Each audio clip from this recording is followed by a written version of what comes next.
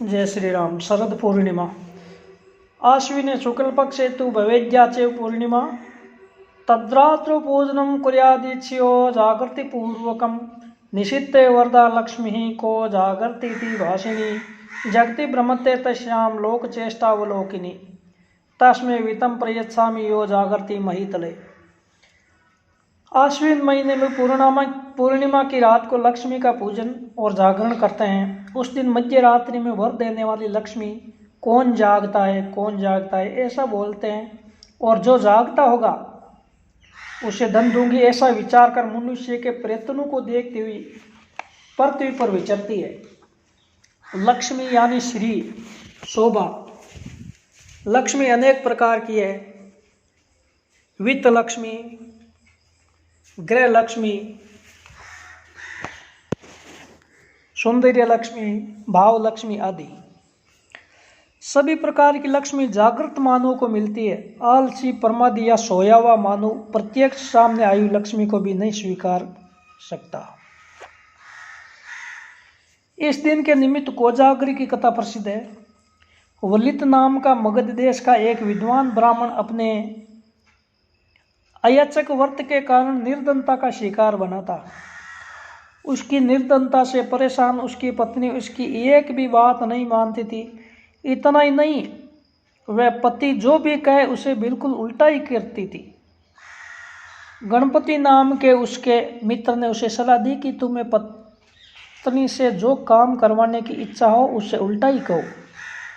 विपरीत आचरण की व्रतधारी तेरी पत्नी तू कहेगा उसे उल्टा करेगी। गणपति की सलाह के अनुसार वलित ने उल्टा बोलकर अपनी पत्नी से अपने पिता का श्राद्ध करवाया, लेकिन अंत में आनंद में आकर पिंड छोड़ने की क्रिया को उल्टा कहना भूल गया। उसने पिंड गंगा में छोड़ने को कहा, उसकी पत्नी ने पिंड नाली में फेंक दिया। क्षणिक भूल ने काम बिगाड़ दिया। जीवन में भी क्षणिक प्रमाद कई बार मानव के पतन का कारण बन जाता है। शरद पूर्णिमा यानी जागृति का उत्सव, वैभव का उत्सव, आनंद का उत्सव, उल्लास का उत्सव। उस दिन चंद्रमा अपनी पूर्ण कलाओं से निखरता है। ज्योतिष शास्त्र की दृष्टि से उस दिन चंद्रमा पृथ्वी के अधिक समीप होता है। सारे वर्ष में उस दिन का चंद्र सबसे बड़ा लगता है।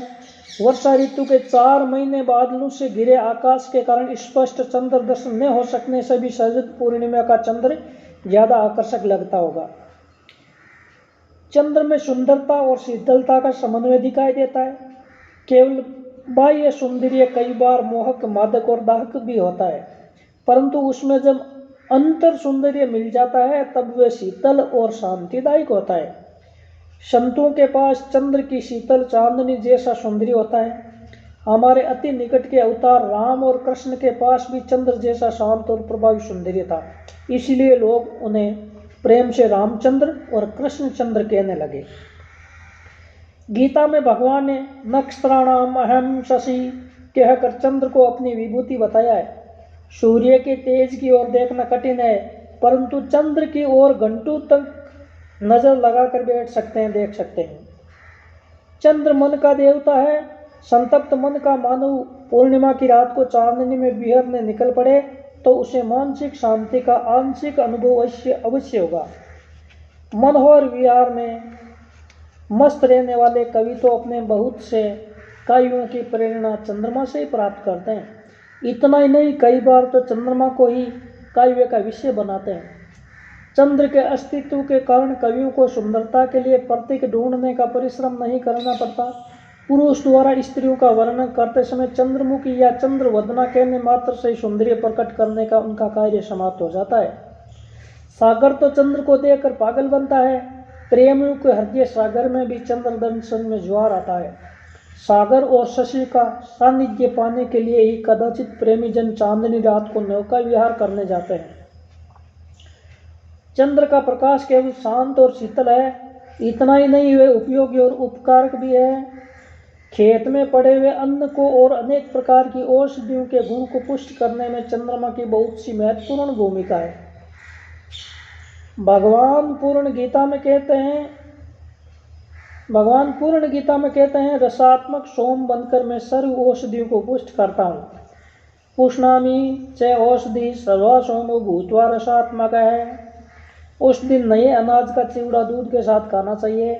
चंद्र, चांदनी, दूध, चिवड़ा, शक्कर सभी श्वेत है, इसलिए शरद पूर्णिमा धवल तरंगी उत्सव माना जाता है।